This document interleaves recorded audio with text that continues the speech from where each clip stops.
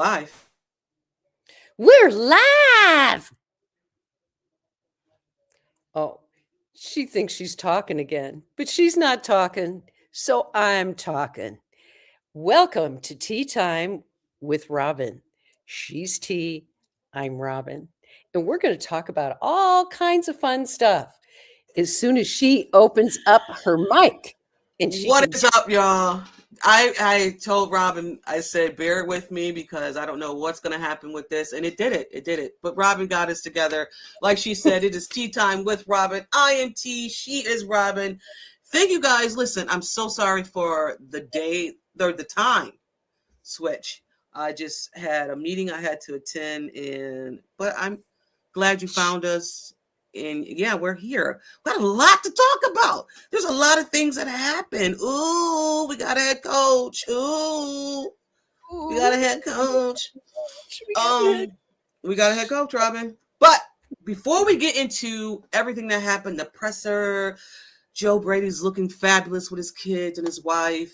We got some things to talk about. Before we get to Joe Brady, there was 9 potential coaches that were supposed to be the Bills coach, right? Coaches that's supposed to be the Bills coach. Josh Allen was high on the Jags OC. How do you say his name?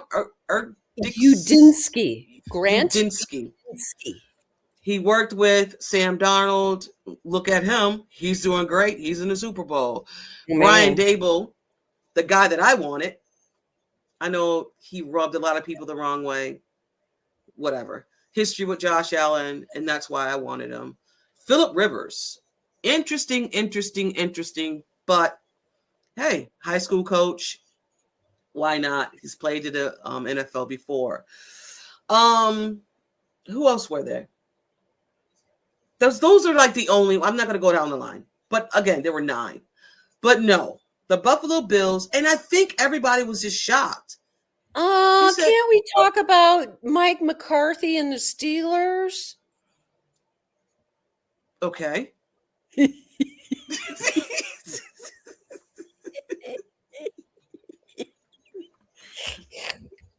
No. Good. I just thought that was a very interesting hire. It was. Okay. It was. I guess he's a Pittsburgh guy, isn't he? He was born and raised in Pittsburgh, so maybe that counts for something. Hi, Sandra. What's up, Sandra? Oh, okay. Well, what I got from the Pittsburgh Steelers fans is they said, this is the white version of Tomlin's. Mike Tomlin's. Do not make me spill my water. I said, what? And they're not happy. They're not happy, Robyn. So well, I think no, I'm not seeing it.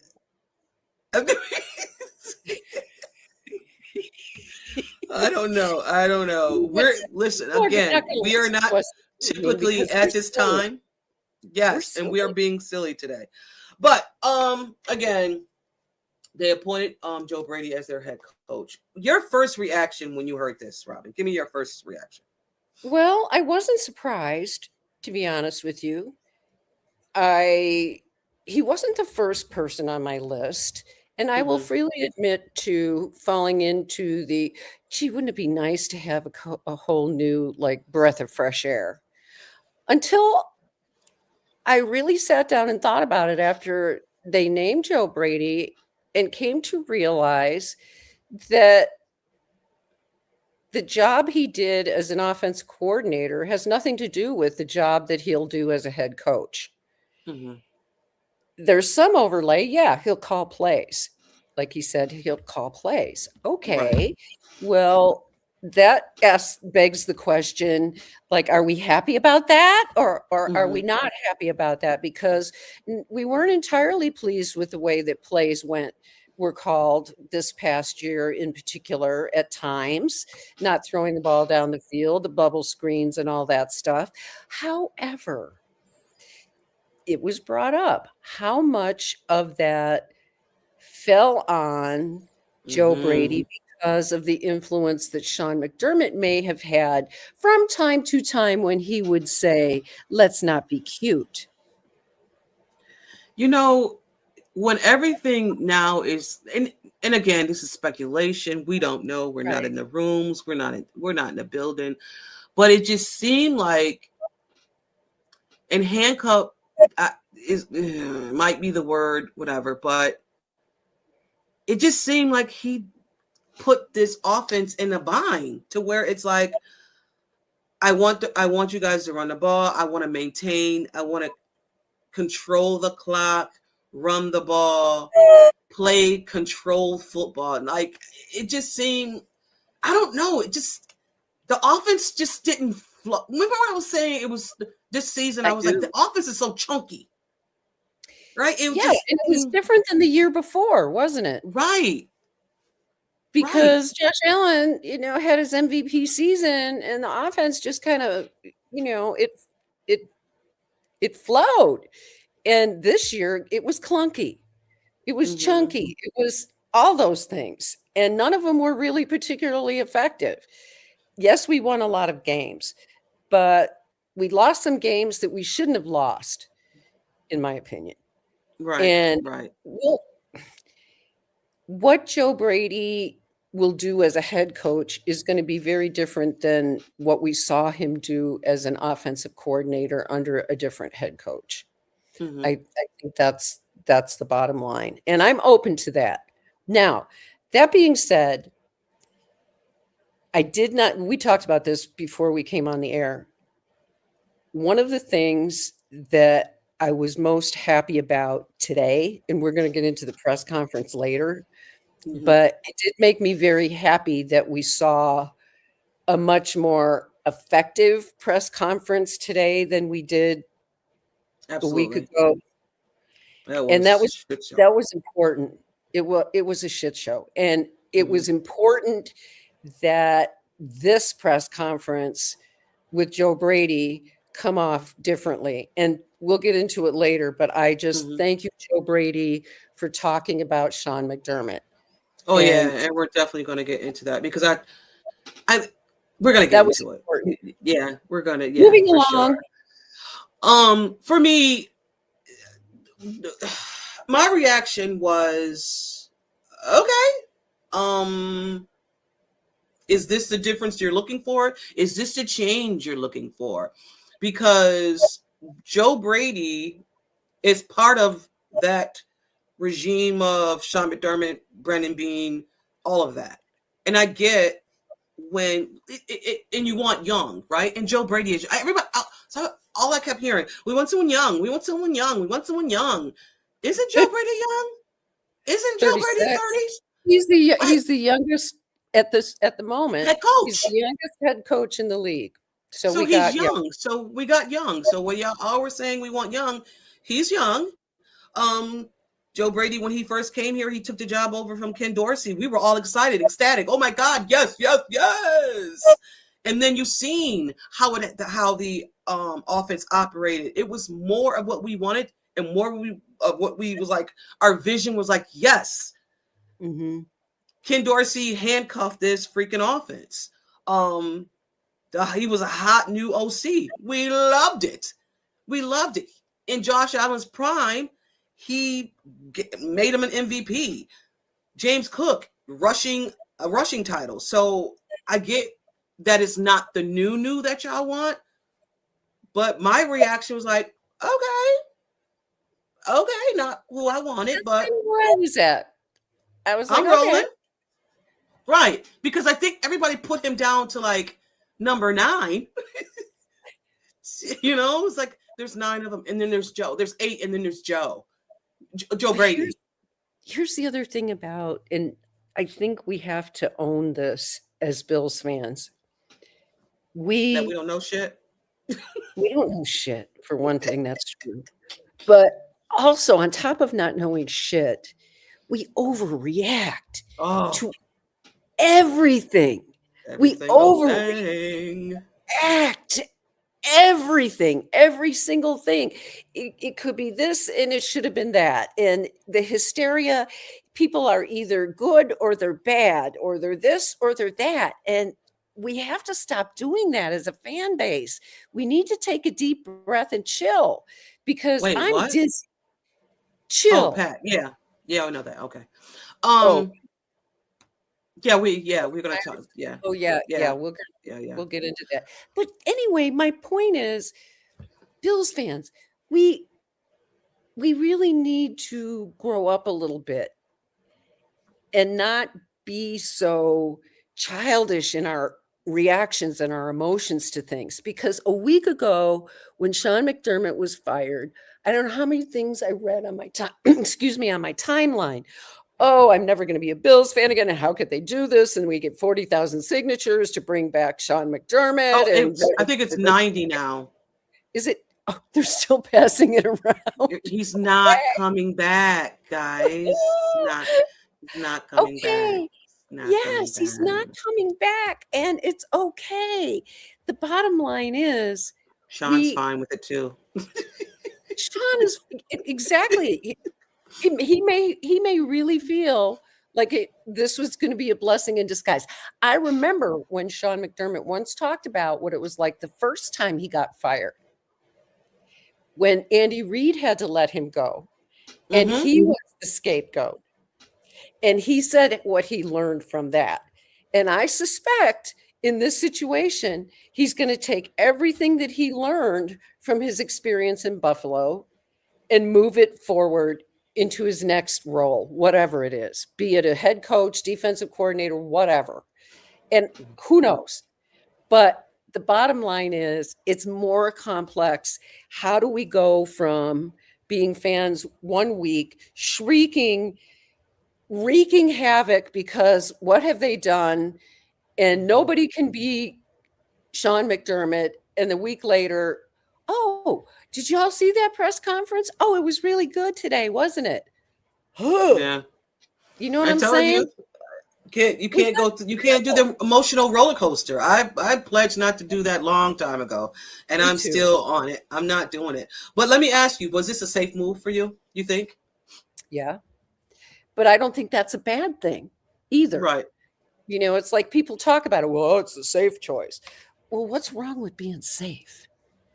What's wrong with continuity? For one thing, the Mm-hmm. playbook doesn't have to change. There's a plus there. Right. If we want to hit the ground running, wouldn't it make sense? Doesn't it make sense to have some continuity there? I And, I can see and it. and not even that. Like I said before, and I know I'm going to get pushback on this. I was not a fan of tear it all down and build it back up. I was not a fan of that because I have a 30-year-old quarterback who may Amen. have 6 years to 7 years or 8 years left. I Or don't know how 5. long he has, or 5. He might have 5, he might have 8. I don't know. I was not a fan of getting rid of the GM, getting rid of the head coach, and bring somebody back in here. And I can see Bills fans, why'd you tear it down? Like, it's like you cannot win. So it's Can't just do like it, Bills you get fans. rid of, Cannot. and I do understand how people are upset that the 3 that were there's 1 gone and 2 got promoted. I totally understand it. I get Yeah, it.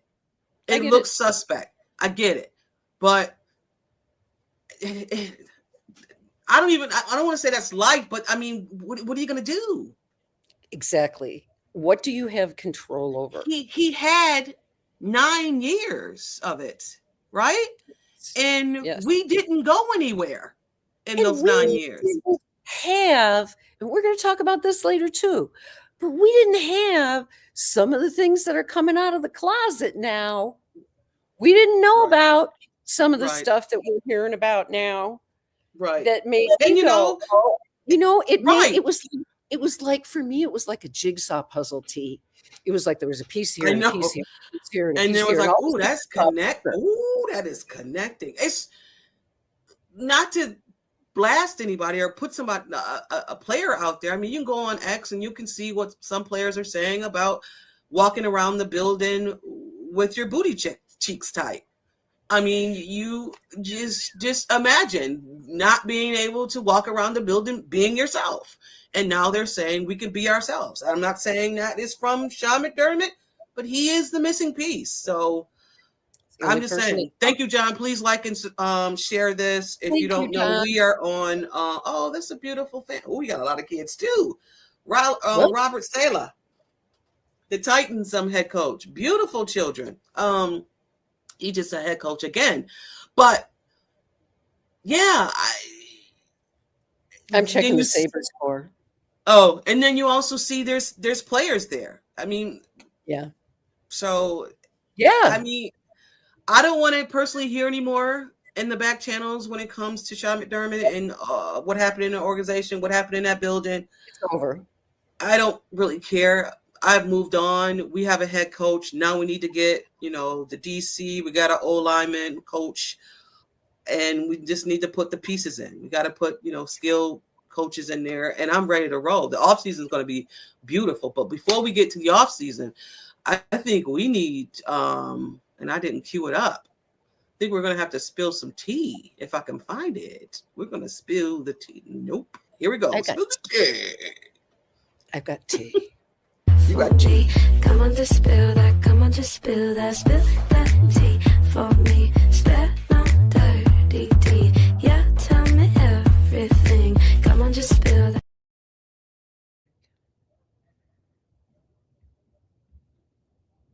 You want to go first? You can go first. All right.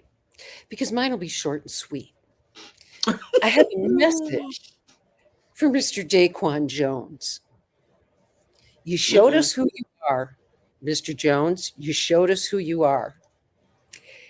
The little interchange that you had this past week with Bills fans was absolutely revealing to me. You are unprofessional. Uh-oh. I am glad that you are a free agent because I hope I never see you in a Bills uniform again. That's my spill the tea. Okay. I think I want to change my spill the tea. You can. It's fine. I'll keep it. Because we kind of talked about it. I mean, I said as fans, we get so fixed on a head coach and what the Bills need. And all of us want this certain one, and then when it doesn't happen, we feel let down. And like, all I want is my team to win. And I'm not going to root for failure when it comes to the Buffalo Bills. If they feel and they went in there and Josh Allen sat in on the meetings and for everybody said, he shouldn't be there. Why is he there? I don't care. That's the other thing. Why do people make such a stink about that, T? I don't know. I don't care. Like, if he's there, he's not the one that's saying, hey, Brandon, that's the guy. He's not doing that. I don't think he's doing it. Who knows? I wasn't in the room, but I don't think he's personally doing it. Josh actually gave you some insight of how it went. And he even said, didn't really, and I'm paraphrasing, I didn't know what to expect. I don't even know what I'm doing in this room. You know what I'm saying? So yeah, I'm going to take it for the people in the room. Like Brandon Bean said, when he sat down, I wanted the people in the room to treat him as if they didn't know him. And he nailed the freaking interview. He nailed it. Mm-hmm. He did. So, boom. Boom. So boom. And everything I'm hearing and everything I'm seeing with Joe Brady is just making me get behind him even more. Even more. I agree. Right? Yes, I was shocked that they picked him because I'm like, y'all did 9 or 8 and you did all this. I mean, they uncovered every stone, right? They did. And that's like, good. It was absolutely. The other thing they mentioned, if I may, T, they mentioned something kind of interesting about the process. And I think it was Brandon Bean that was saying today, we learned so much from these other candidates. They're taking notes, right? Like how other candidates would put together a team, how other candidates do things. And I liked that because it was like, okay, so you're not only listening to what this guy has to say in terms of Right.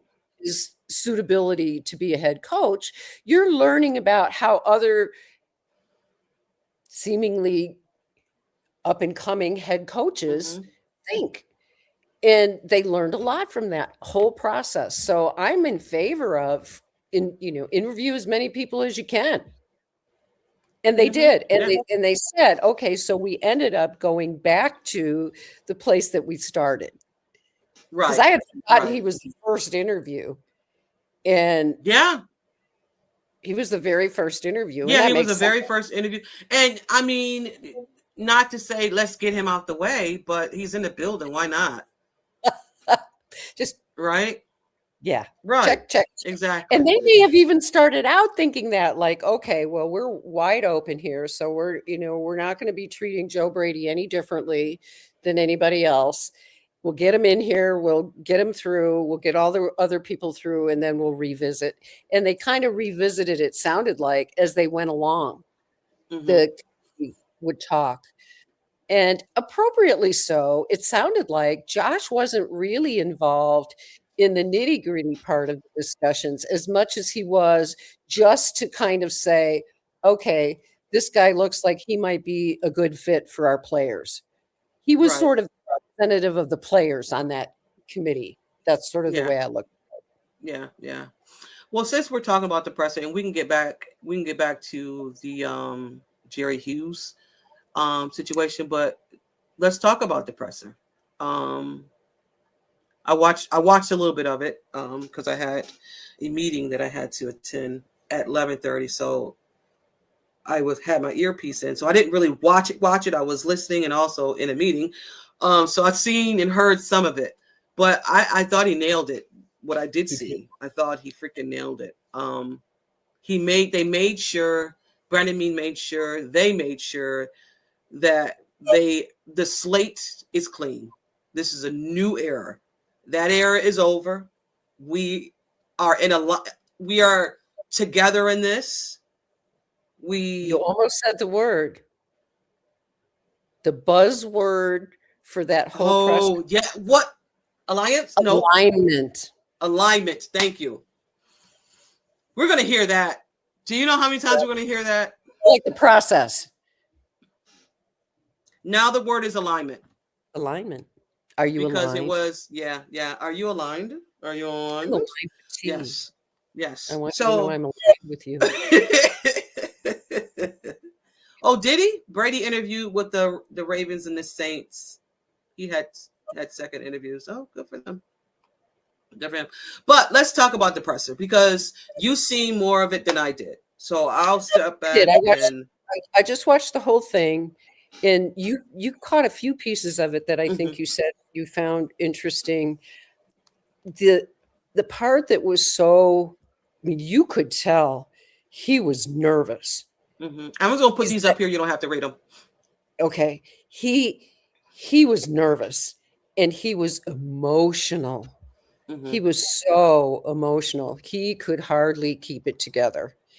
And that spoke a lot to me about his passion. He was very passionate in everything that he said, but most importantly, he started out, and I was so grateful for this, that he honored Sean McDermott the way that he should be honored. Yes. Thankful for what he learned from him in the past, going to take some of what he learned into his job as a head coach, and respectful. As we talked about earlier, that first press conference was kind of disrespectful. And this press conference was totally different. It was cleaned up. The right things were said, but it wasn't even just the right things that they said, the words, it was the right tone. Yeah. And I think that was so important. They had to nail that. And I thought Joe Brady did a very good job of talking about the sacrifices that have to be Mm-hmm. made by a head coach, not being able to be present for the birth of his child. Yeah. Those things matter, and they obviously matter to him, and I'm glad that he brought that up. But I'm also glad that he does portray himself as I am around the clock head coach guy. The Mm-hmm. funniest thing I heard him say, to be honest with you, was on McAfee with a few F words tossed in. But he said that he couldn't wait till Josh Allen threw his first interception so that he Oh, could go yeah. over the fence and go, yeah. Yeah, For the I first seen time. that. I seen that clip. What I wanted to say about Sean McDermott, because I did see that, and you could see the passion when it came to that, because Sean McDermott gave him an opportunity, and he said, "I want to thank Sean McDermott, because probably for the best part of him is he gave him the opportunity, and the 9 years mattered." I love that he said the 9 years mattered. It's like, we're not going to dismiss the 9 years that Sean McDermott sacrificed and took us out of the drought. As Bills fans, you can be pissed off that Sean McDermott's not here anymore. You can be pissed, but all I'm 90,000. here. Right? I'm here, and I'm not saying forget about him or nothing like that. But this right now is a new era, and it's, he's like, let's move on, in so many words. He's like, he taught me what he said. He taught me to lead. He gave me the opportunity of a lifetime. Yes. So that right there was like, oh, I'm sold. I'm like, he nailed this freaking press conference. He did. Like, he nailed it. The 9 years mattered. Like, that was, what I'm saying? It's like, it was very important. Very important. Like, come on. I don't know. I think he did nail it. Yeah. I think he did nail it. And I think we all have to understand that we would probably all be a lot healthier if we didn't overreact to every little thing, right? Like, and no, it's not a little thing, but you know what I'm saying. We have to calm down. And sometimes we have to put our faith and our trust in the people that are doing the job, because we're not doing that job. I don't want to do that job. No, I don't. And he also, one more thing he said that I caught, he was asked about the offense and the lack of the downhill passing, this season. He said the element of our game is going to improve. It will improve. So I want to hold him to that, because we had it. The only time I want to say we had it was Brandon Cooks when he was on the roster. And that is sad to say, that a 32-year-old came in and gave us that downhill threat. We need it. And I'm not saying he was handcuffed. I'm just saying, if they would have went out on the trading deadline and got a guy, I don't know if we would still be in the situation we're in today. You know what I mean? I don't know. It's true. If was a fifth, we love him. Why I need a Bills hat? You need a Bills hat. You don't have enough Bills hats? I have enough Bills John hats Roberts today. doesn't think you have enough Bills hats. I know. It's the off season. You'll see me probably in Bills hats, other hats. I take a time out when I don't have to be. Yeah, in the off season, I don't. Yeah. But anyway, but what we really want to talk about, and the presser again was great. The Bills made a move also in the O-line. No, coach, his name is Myers. Mm-hmm. He was with Joe Brady in Carolina. He was also with the Buffalo Bills during the 2015-16 season. he was assistant. So he recently was with Pittsburgh. So that was Joe Brady's first hire. It's going to be very interesting to see how different this offensive line is without Coach Cromer. Did you see what his daughter wrote? I saw something, but I don't remember what I saw. It was something of the fact that I don't recognize this organization anymore. Like, oh, well, you know, I understand that from the standpoint of family members and their loyalty to the coaches. Yeah, she probably was loyal to Sean McDermott. Yes. Yes. And I can I can understand it. It's an emotional thing. Families go through so much, and we don't appreciate that enough in terms of, you know what I'm saying? I just don't think that as fans we appreciate enough the sacrifices that families make, so that because we're win-losses, win or lose. Like, I don't care about none of that. Did you win the game? Did you lose the game? You know, I don't care. Right. Like Joe Brady's wife was giving birth. He was on the phone with her, and he had a game. Like she was in labor while he was. I can't remember what game it was, but I think they won. He was at the game. She was giving labor. She had to give labor by herself. That was a sacrifice. I was thinking about that. I bet she wasn't alone. I bet that there were other wives. No, yeah, but he wasn't there. Yeah, for sure. Yeah. I mean, that she was by herself, but us fans are like, did we win the game? Did we win? Yeah. Really. Oh, you had a kid? That's nice. Were you distracted? Were you so distracted because your wife was in labor you couldn't call the right plays? Yes. Yes, I was. Speaking of, continuing on to this.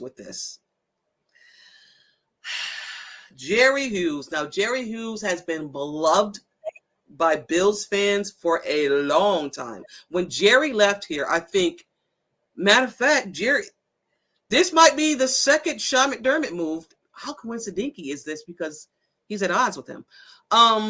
When Jerry left, the fan base was like, bring him back. What are you doing? Jerry is Buffalo. And he was for the longest time.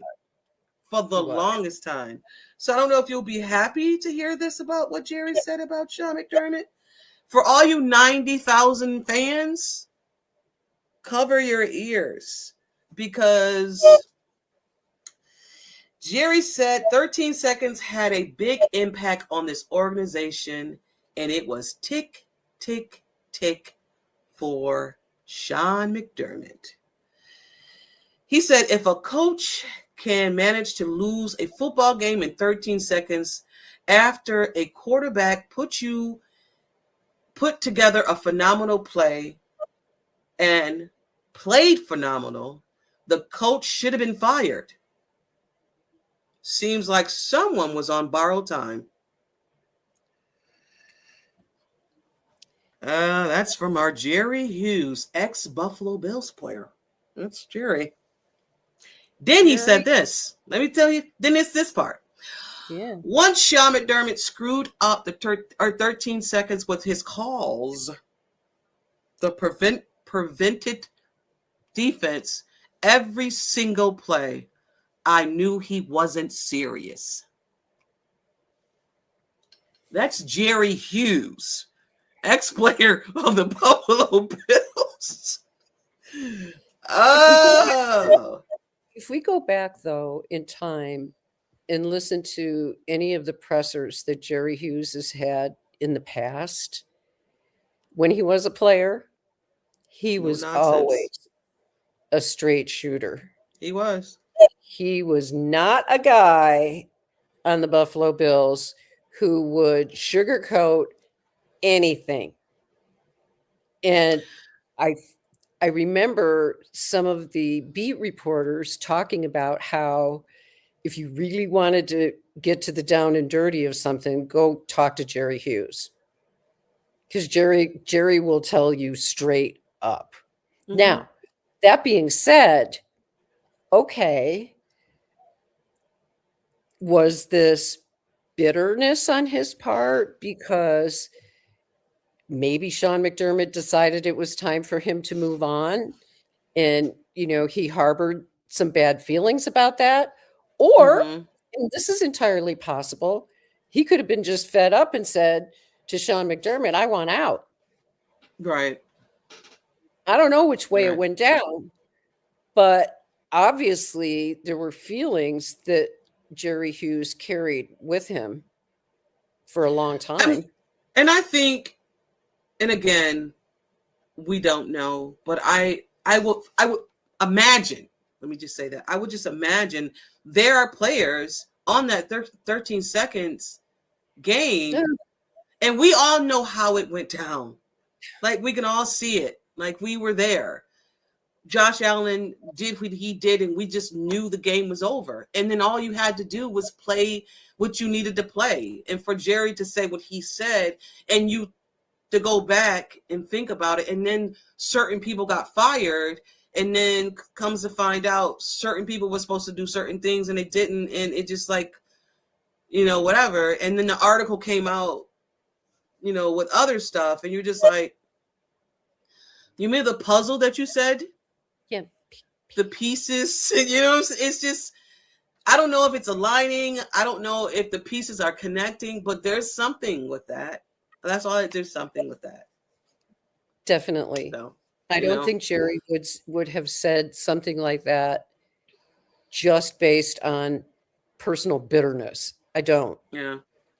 Yeah. Jerry, and let's talk a competitor, like always.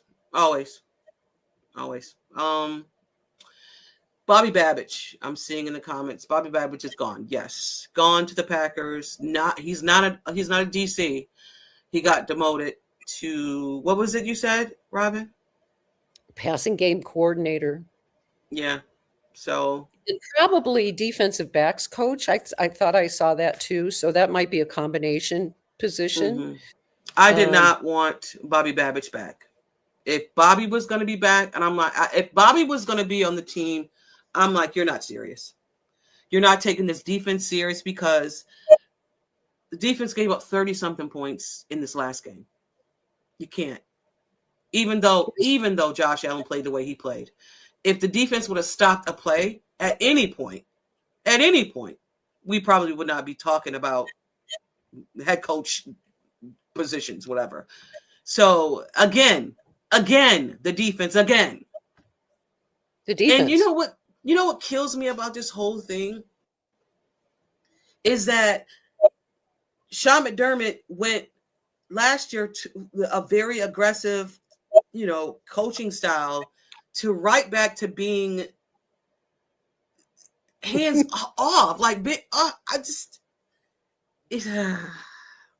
we need to change. Like, I'm happy that it happened. I'm not happy that Sean McDermott is no longer have a job, but again, I always say everybody can't go. When you're trying to win a Super Bowl, the people that started may not be the people that will be there on the podium with you. So, right. I'm sorry that he lost his job. Phenomenal guy, but it is what it is. But like you said, if that's the case, then why was the defense always the problem? And yeah, you can say some of it was injuries, but truthfully, I mean, look at how many years have we been whining about the defensive line? And again, with the defensive line, right? Because Robyn, we did not have a sack. We didn't even get to the quarterbacks in this playoff game. Maybe one. Gregor Rousseau maybe had a sack. Yeah. Like, and not even that. When it came to the Denver game, going into that game, we weigh more than them. We should be able to. It didn't matter. You couldn't get to the quarterback. Exactly. You know what I'm saying? Exactly. Our quarterback still got sacked. Oh, our quarterback got beat to crap. Yeah. And that's the other thing that has to change too. Yes. Is he's 30. our offensive line might look a lot different. Might look a lot John had different. said in the chat that there might be 2 O linemen that might be gone. I don't know if you're going to extend Osiris Torrance. I know Connor McGovern is where he's at. Anderson? David Edwards is up. David Edwards, thank you. Edwards, we don't know. And we don't know if those Sean McDermott guys are who. We don't know. This going to be a long off season of, I don't know. You and I talked last week. Was it last week that we mentioned in the podcast that Dion Dawkins, I don't know that he shouldn't be I don't think we moved said it on the air. I think we said it behind the scenes, but yeah. Dion Dawkins, this might have been one of his worst seasons that he's had. He was so heavy by the end of the season. He did not look good at all. He did not. Offside, holding. I've never heard Dion's name so much this year. It's like, what are we doing? And he's 31, right? At least. Put him in the inside. And you can put, who plays behind him? Tylen Grable or Ryan Vandemar, one or the Ryan other. Vandemar. Ryan Vandemar. So, I mean, they aside. got guys. Van Pran Granger is probably ready to be center. Yes. But we don't know with this O-line coach. The new O-line coach. I mean, it's going to be interesting. We're going to have a lot to pot about. Because all off season. I thought you and I would be like scrounging for stuff to talk about. Apparently not. Apparently Get ready, folks. We've been flapping our lips. Before we get out of here, I wanted to say this because I seen this on Eric Wood's podcast. He was talking about press conference and his time with the Buffalo Bills. He said we didn't win a lot of games. Don't worry about winning press conference. We're worried about winning games. And I was just like, yes. Thank you. I don't care because I forgot who he had on his podcast, but it was about the Brandon Beane and the Terry Pagula presser. Mm-hmm. And they were talking. He was like, a coach said to me, Eric, you're not going to win all the press conference. And he said, don't worry about winning those. Worry about winning games. And I was like, you know what? Absolutely. And then they went out and won that press conference. So, you know what I mean? Yeah, they did. They did. I'm not going to talk about the games that happened last week because I don't give a hoot. But I will say this about one of the games. The referees are going to have to do some something because that play, when you went into the commercial break, grounding, loss of downs, you came back out of the commercial. New England had the ball. I'm like, wait, what just happened here? Y'all doing that thing again, I see. And if it wasn't for that, the Patriots would not be in the Super Bowl. Because that game was the most ugliest game. That was ugly. I've seen all year. That was ugly. It was unwatchable. It was in just noise because it was football. So I do watch football. So, but other than that, guys, we are done. We will be back next week. I'm pretty sure something's going to happen and we're going to talk about it. I'm pretty sure we'll have a lot to talk about. We will. But on that note, guys, we are out. This is Tea Time with Robyn. We are on the Built in Buffalo Network. Thank you guys for tuning in. We'll be back next week. I want to say the same. Should be the same. Yeah, regular time. But we out, y'all. It's peace out. And always go Bills. Bills. Love you guys.